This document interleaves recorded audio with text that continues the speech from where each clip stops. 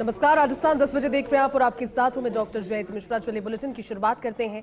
पिछली सरकार के अंतिम 6 महीनों के फैसलों की करीब 1.25 साल की लंबी एक्सरसाइज आखिरकार समाप्त हो गई है।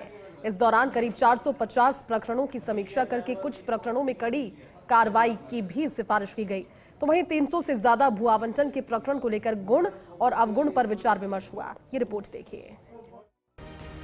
कैबिनेट सब कमेटी बनाकर भजनलाल सरकार ने आते ही पिछली सरकार के अंतिम 6 महीनों के फैसलों की समीक्षा का काम शुरू किया था।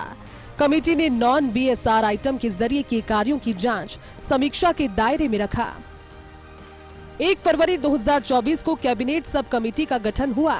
पिछली सरकार के अंतिम 6 महीनों के फैसलों की समीक्षा के लिए कमेटी बनी।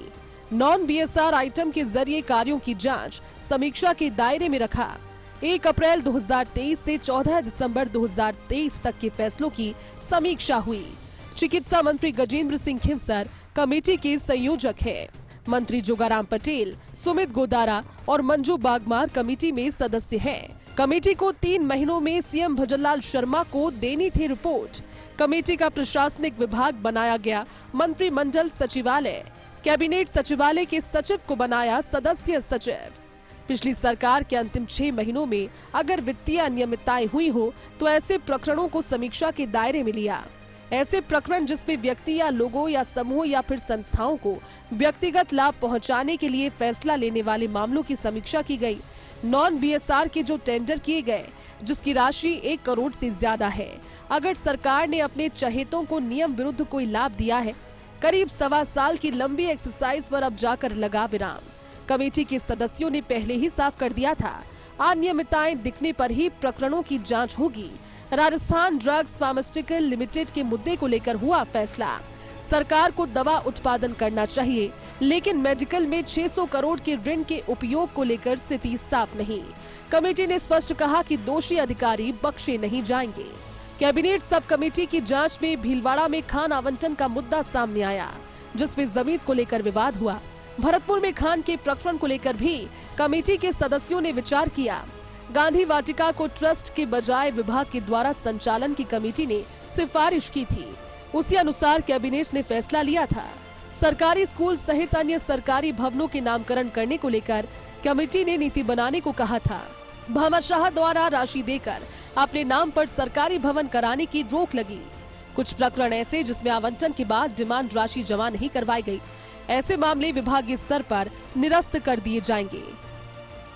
कैबिनेट सब कमेटी ने विभाग को ऐसे मामलों को एग्जामिन करने के निर्देश दिए जिन प्रकरणों में आवंटन पत्र और कब्जा दे दिया गया है। ऐसे प्रकरणों में आवंटन निरस्त नहीं करने का फैसला हुआ, लेकिन जिनमें डिमांड राशि के बावजूद राशि जमा नहीं हुई, उन्हें एग्जामिन करने का विभाग को निर्देश दिया। गहलोत सरकार की बायोमास पॉलिसी, सौर ऊर्जा सहित 3 नीतियों को समीक्षा के दायरे में लिया। कुछ नीतियों में सुधार और कुछ में नई पॉलिसी लाने की सिफारिश हुई। फ्री मोबाइल वितरण में लक्ष्य पूरा नहीं हुआ। युवा बालिकाओं को फ्री मोबाइल योजना का लाभ नहीं मिला। मुफ्त स्वास्थ्य बीमा से जुड़ी योजना लागू करने के लिए दौरा करने पर फैसला। एक टीम उन राज्यों का दौरा करेगी जहां इस तरह की स्कीम बेहतर ढंग से लागू की गई। करोड़ों के नॉन बीएसआर दरों संबंधित टेंडर भी जांच के दायरे में रहे। कॉलेज शिक्षा आयुक्त का पद आईएएस का हो या फिर अन्य का, इस मुद्दे पर भी हुआ विचार। 450 से ज्यादा प्रकरणों पर कमेटी ने विचार किया, जिसमें करीब 300 प्रकरण भूमि आवंटन के थे। कमेटी ने रिपोर्ट में विस्तृत जानकारी दी। इन तमाम फैसलों के बावजूद आरएमएससीएल में टेंडरों को और ऐसे ही कई अहम प्रकरणों को लेकर कमेटी का रुख साफ नहीं हो पाया। हालांकि कमेटी के सदस्यों ने जिम्मेदार अधिकारियों के खिलाफ कार्रवाई के संकेत भी दिए। इन तमाम प्रकरणों में कमेटी का कोई बड़ा निर्णय सामने नहीं आया है। हालांकि टेंडरों से जुड़े और जमीन आवंटन से जुड़े प्रकरणों में कमेटी का क्या रुख रहता है और क्या निर्णय होता है, यह दिलचस्प बात है। कैमरा पर्सन तीरथ के साथ Rituraj Sharma, First India News, Jaipur.